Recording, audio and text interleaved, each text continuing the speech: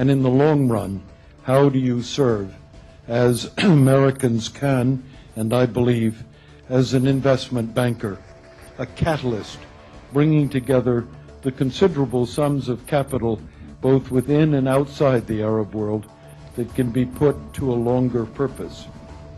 We have a role to play as well in thinking through and being associated in a quiet way with the development of democratic alternatives.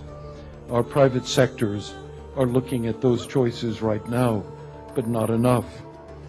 We finally have a huge responsibility to make it absolutely clear to the new Arab partners there are red lines.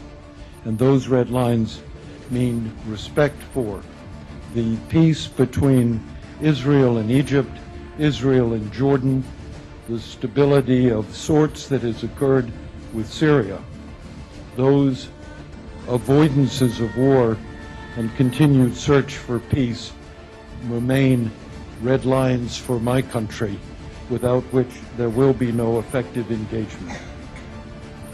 I look, therefore, at the time immediately ahead. I know that this region has a long history of reaching crossroads and then pausing and continuing on without making turns, for at those moments the alternatives, the rights and left-hand turns, appear to be more dangerous and more difficult, and the old road, however stony, is easier to travel.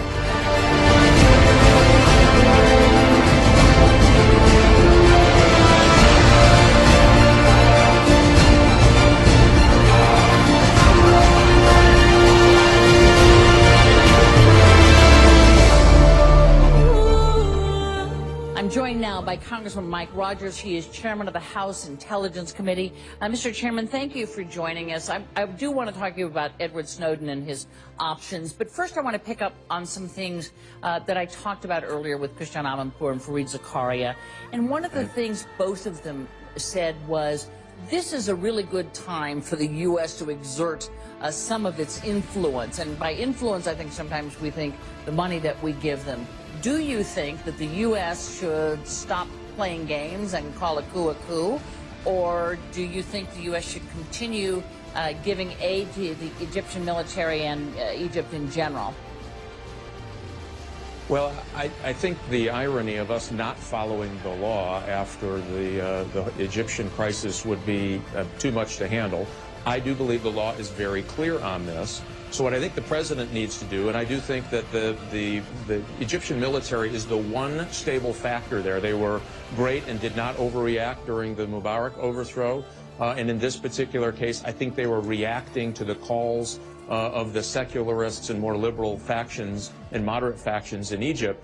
So they should, I think, continue to be rewarded for that type of activity. And it is the one cultural structure stabilizing force in Egypt right now. However, again, I think the president needs to come to Congress. I would not try to circumvent the law by calling this something it is not. Clearly, the Muslim Brotherhood was using the instruments of democracy to try to Islamicize, and some would call it there equanicize, which means the Brotherhood, going through all of the agencies of the government and trying to take over.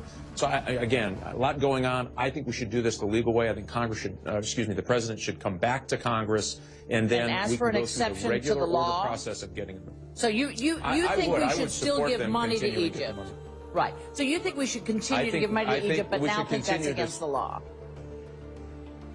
I think the law is very clear on this, and I think we ought to be honest with ourselves. And I don't think that skirting the law here is the right thing to do. The president should come to Congress and make the case. I think there's a great case to be made here, Candy, that we should continue to support the military, the one stabilizing force in Egypt that I think can temper down the political feuding that you're seeing going on now, and then help a process that will allow for multiple factions of parties and beliefs to participate.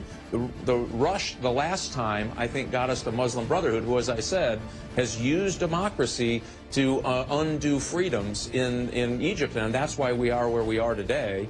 Well, I think that there's a better way to do this if we have a longer period to allow these parties to get established, an interim government, a march toward true democracy, I think we can play that role. But again, I think the president needs to come to Congress to make the case, because I do believe the law is very clear on this. What's the danger here? Because already we are seeing some action by al-Qaeda operatives, or what are thought to be al-Qaeda operatives, along the border, which had been quiet for a while. It's not immediately clear that it's connected to what's going on in Egypt. But what are you most worried about when you look at the totality of what you know as chairman of the Intelligence Committee? Well, you know, the Sinai has been giving us all trouble. The Egyptian el-Sisi, as a matter of fact, has been very good, the defense minister, about allowing operations in the Sinai to try to curb jihadist activity there, which is destabilizing the region, certainly to Israel. One concern is that their focus is away from that, and that would allow the Sinai to continue to be destabilized and allow al-Qaeda and others to continue causing trouble there. Right. The second part of this is, during the Morsi government, we've had a tremendous amount of Egyptians show up in Syria for the fight there.